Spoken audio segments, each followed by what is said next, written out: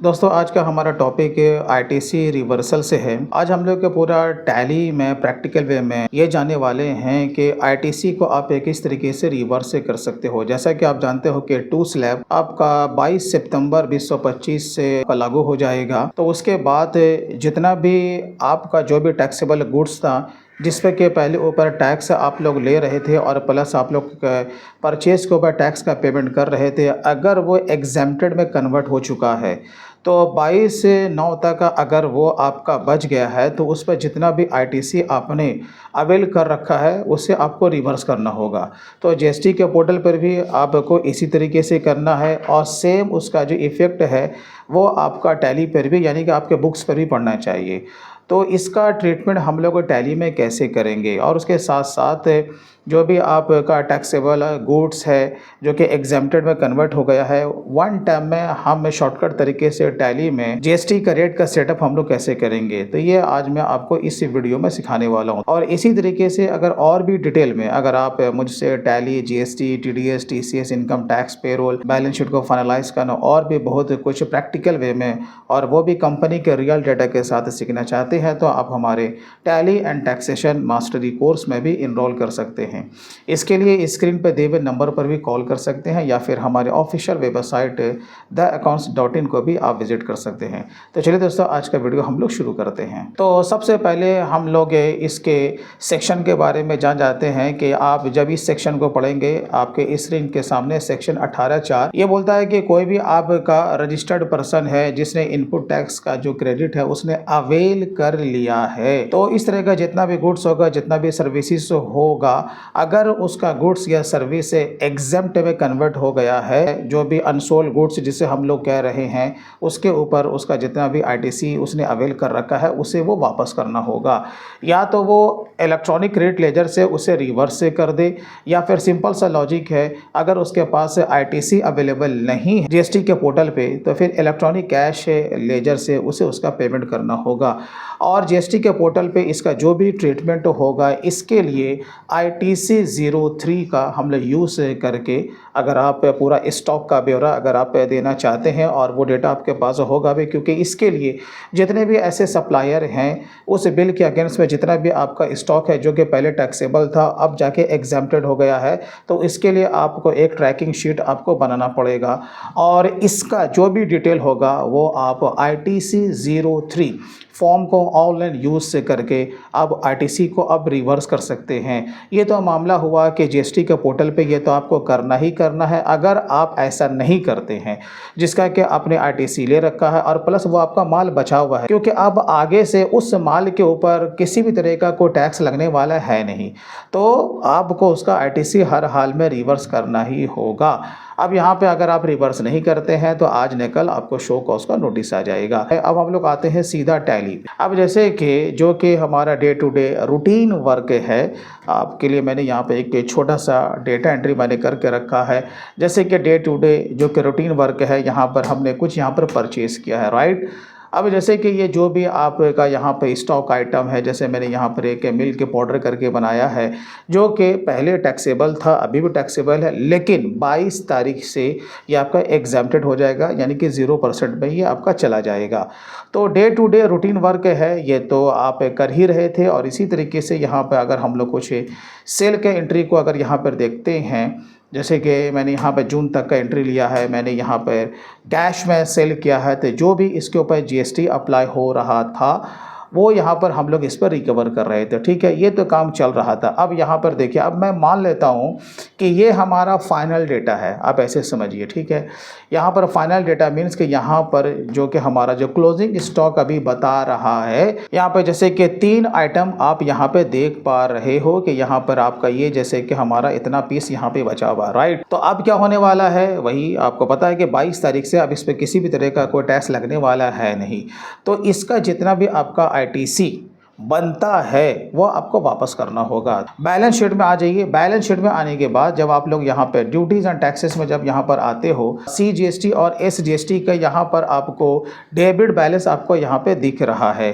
तो यहाँ पे इसका दिखने का माने यही होता है कि हमने यहाँ पर कॉमन जीएसटी लेजर का यूज़ किया है। बहुत सारे लोग इनपुट और आउटपुट करके बनाते हैं, तो फिर उन्हें क्या करना होता है, ऑफसेट करने के लिए उसे रिवर्स करना होता है। लेकिन अगर आप लोग कॉमन जीएसटी का यूज़ करते हैं तो आपका एक एंट्री बच जाता है, यानी कि आपको रिवर्स एंट्री करने की ज़रूरत नहीं होती है, वो परचेज एंड सेल में ही आपका रिवर्स हो जाता है।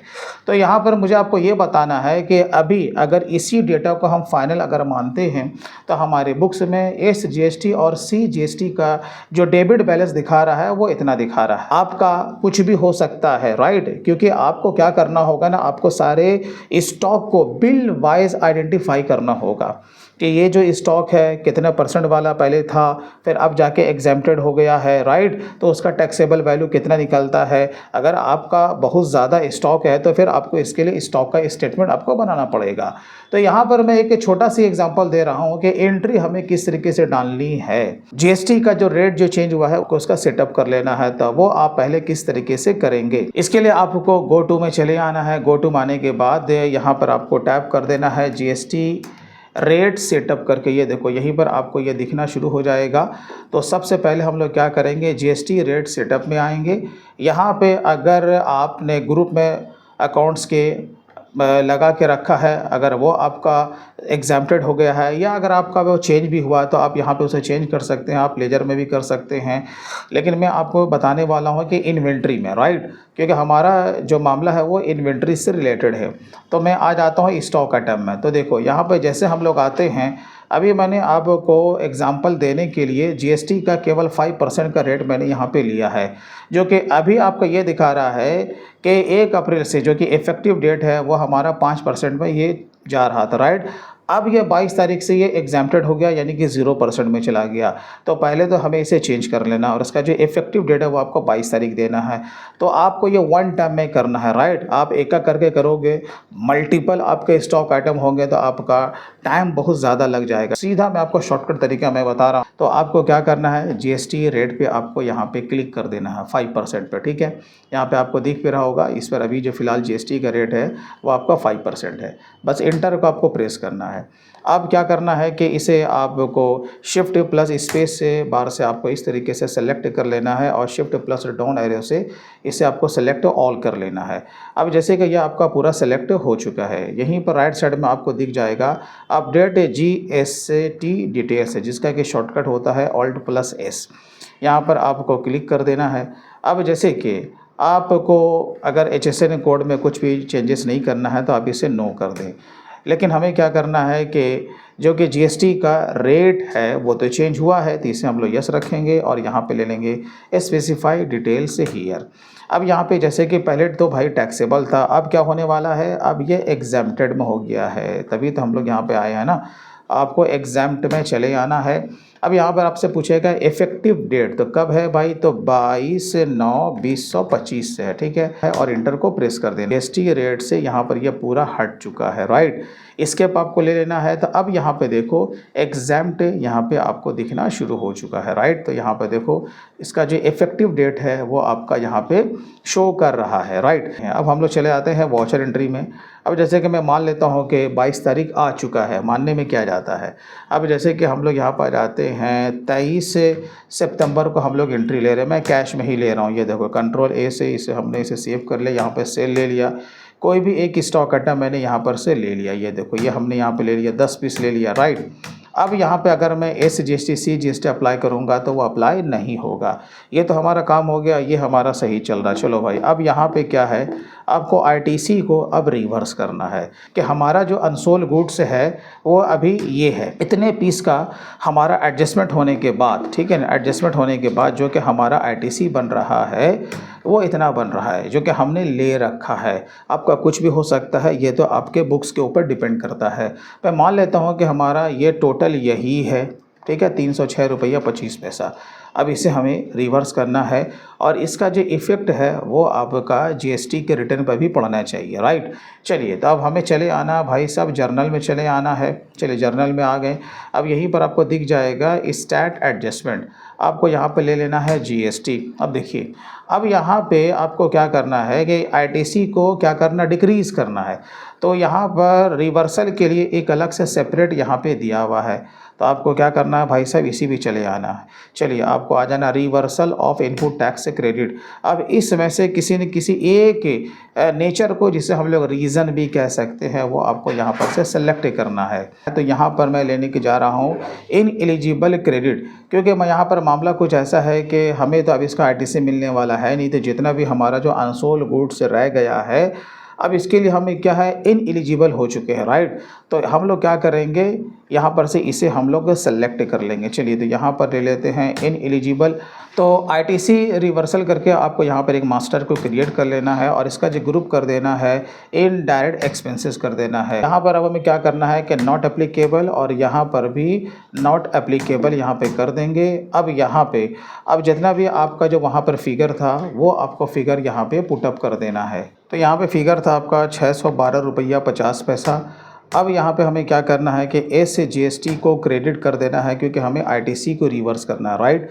तो जो भी आपका रेट है, जैसे कि रेट हमारा 5% का है, तो हाफ ऑफ आपका ये आपका बढ़ जाएगा, तो 2.5। अब यहाँ पे आपको टैक्सेबल वैल्यू को देना पड़ेगा।